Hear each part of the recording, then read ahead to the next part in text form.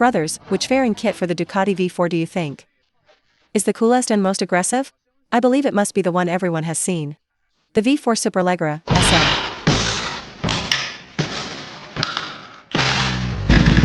Guys, regarding the recent Ducati recall on the rear wheel axle, right? The rear axle can be replaced for free. Here at MTZ, we can help customers get this rear axle replaced. We made an appointment with the Beijing 4S store for 3 bikes. We have now arrived at the Ducati Beijing Flagship store. Although this bike isn't an actual SL, the entire bike has been upgraded with the SL kit. These winglets are incredibly aggressive. For the owner, the upgrade parts on this bike are quite extensive, such as the transparent clutch cover, full SL carbon fiber panels, then the BST red carbon fiber wheels, Akrapovic exhaust, including the top triple clamp, carbon fiber instrument bracket, pressure plates, chains, and so on. Everything on this bike has been upgraded. This bike comes from Luoyang, Henan. The owner found me and said, this bike has been with him for 3 years. The vehicle now has some common Ducati issues. Leaking suspension seals, leaking cylinder head covers. When riding it, it no longer has that tight feel it once had. He hopes MTC can perform a comprehensive overhaul on this bike. Next, let's get started on this Ducati V4S.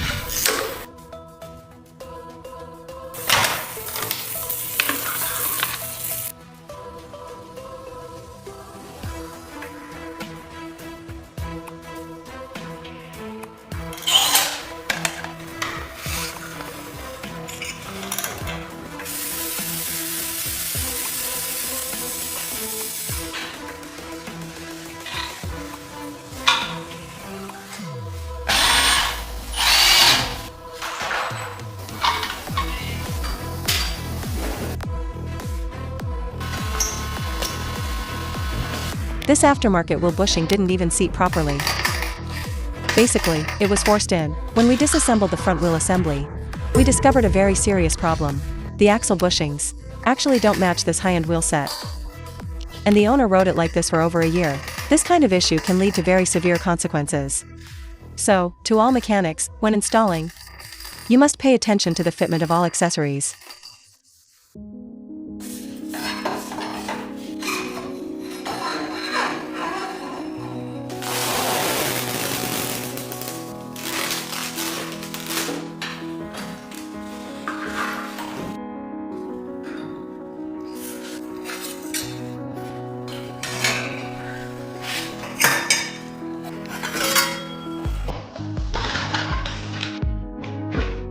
Teardown of this V4 is now complete. Next, we will enter the maintenance stage.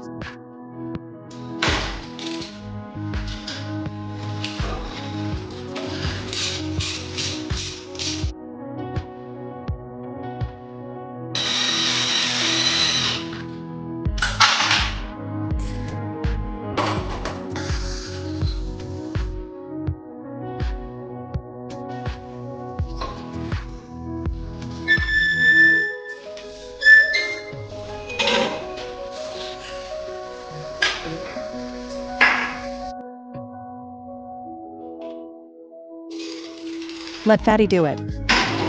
Thanks, Brother Chi.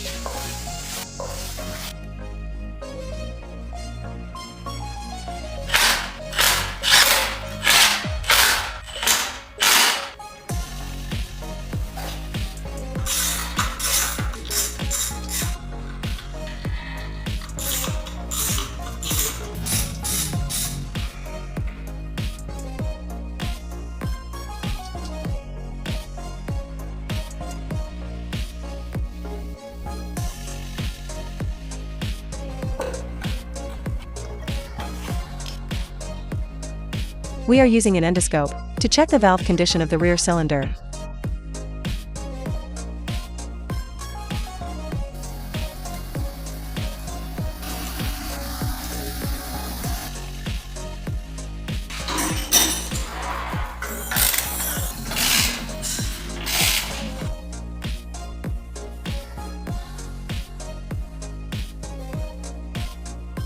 We use professional cleaning agents to clean carbon deposits on the intake valves.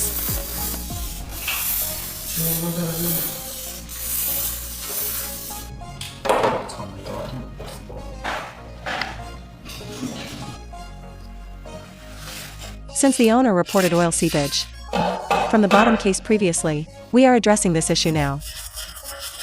While we're at it, we'll check and clean the oil strainer.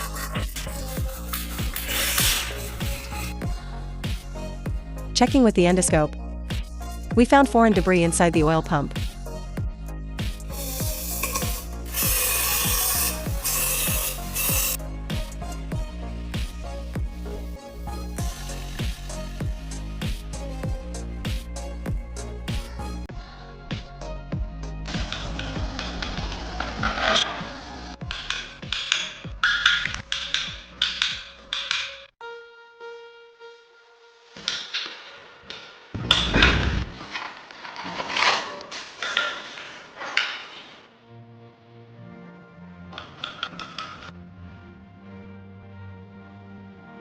The paint on the original valve cover was peeling badly, so we have repainted it.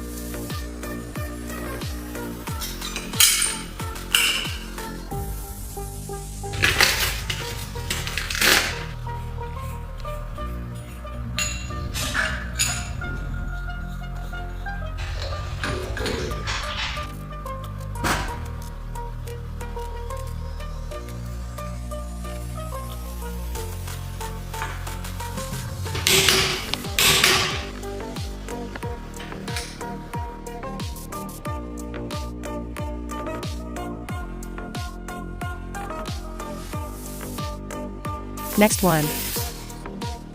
Next one.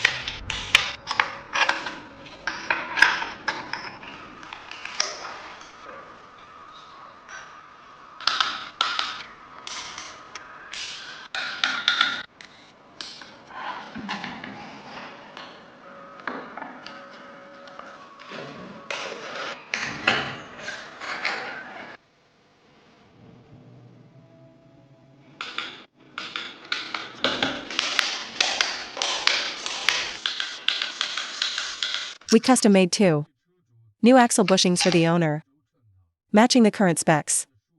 This solves the serious wheel vibration issue.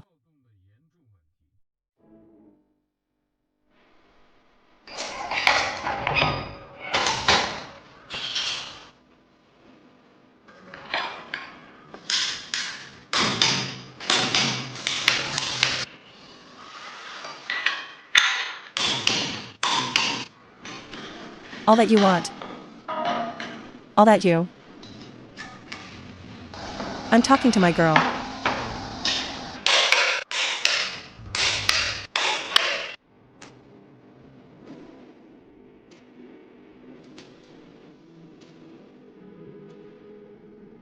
The owner mentioned to us before that this V4S clutch shudders and slips. We need to perform an inspection this time.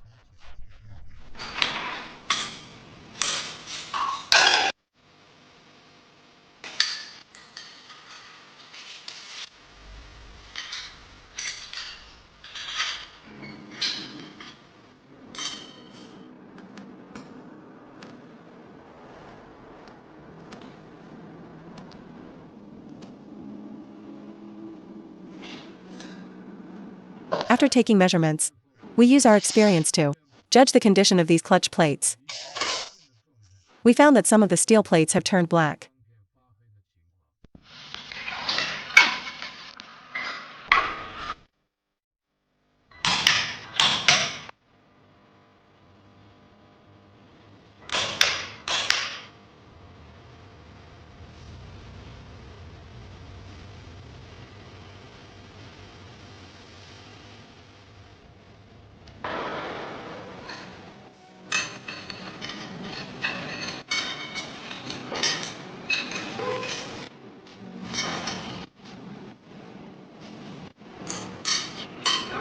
There should be steel shims on the clutch pressure plate to prevent excessive wear on the plate itself.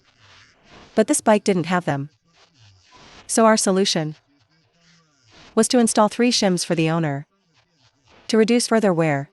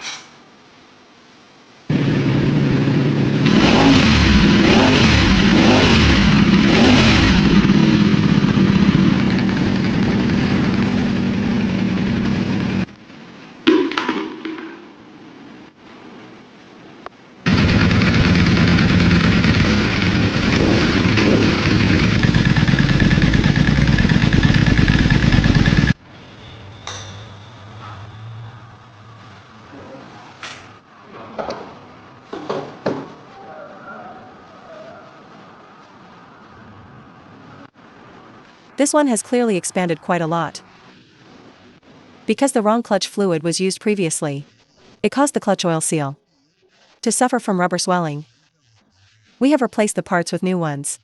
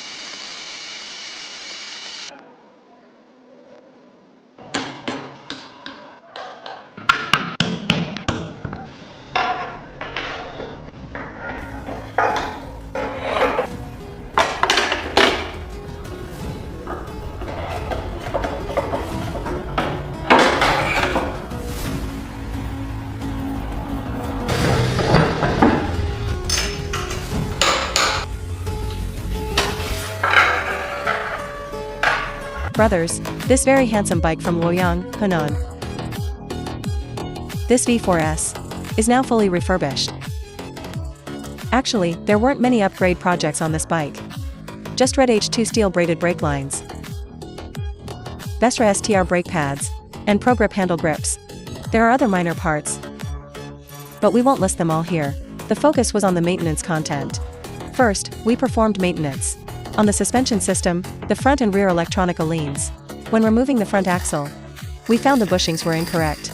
We custom-made brand new bushings for him, so the data now matches perfectly. For the oil, we chose AMSOIL again this time. Paired with a K&N oil filter. Coolant, we chose PG55. Spark plugs, 4 new NGK plugs. All replaced. As I've told you before, if you remove the tank, you must replace the high-pressure fuel line. So we replaced the fuel line this time too. Both front and rear cylinder head gaskets were leaking. We replaced them with OEM gaskets and applied sealant. Many people say sealant isn't necessary, but I always apply it. The valve cover had severe corrosion due to the previous heavy oil leaks, so we gave it a fresh paint job. Since the mileage has reached this point, valve clearances must be checked. Checking clearances doesn't mean the bike has a problem. It's about finding issues early to replace parts, preventing future losses. The oil pan also had a leak. After removing the exhaust, we took off the pan and resealed it. While there, we serviced the oil strainer. Since this bike hadn't had its eccentric shaft replaced, we towed it to the 4S store to get that done. After it came back, we maintained the chain and pressure plate. The owner mentioned that when riding, the clutch felt very clunky and uncomfortable. Once we opened the clutch, we did indeed find some issues. We used some small parts to repair it, reducing wear on the clutch pressure plate. As for the intake and exhaust systems, we performed maintenance on everything.